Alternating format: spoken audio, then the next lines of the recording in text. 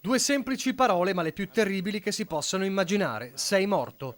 Un biglietto anonimo che si trasforma nella minaccia peggiore all'interno di una busta recapitata nella cassetta postale dell'abitazione trevigiana dell'assessore regionale all'ambiente Giampaolo Bottaccin. L'ho trovata nei giorni scorsi, questa mattina ho fatto la denuncia ai carabinieri che si occuperanno appunto delle indagini. In ogni caso, sì, io vado avanti come ho sempre fatto fino adesso. Il tema è di quelli che scottano in tutti i sensi, i troppi roghi negli stabilimenti di smaltimento rifiuti del Veneto, gli ecoreati diventati una spina nel fianco evidente in una regione che deve fare i conti con i tentacoli della criminalità organizzata. In un articolo datato 13 gennaio scorso sul Gazzettino, Bottaccin raccontava di aver mandato ai 571 sindaci veneti una lettera per chiedere loro di dotarsi di videosorveglianza contro i roghi per prevenire questi episodi.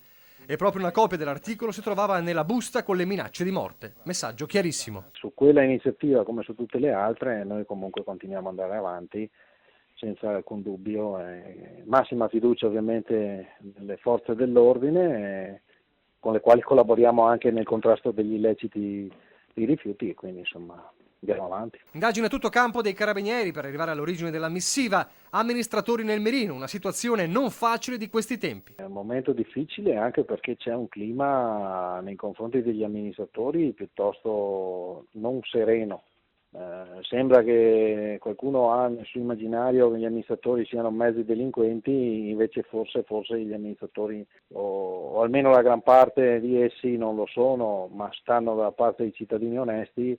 Ma Bottaccin ribadisce quello che già aveva scritto sul suo profilo Facebook come primo commento alla vicenda. Si va avanti senza se e senza ma. Siamo stati eletti per questo e noi continuiamo ad andare avanti.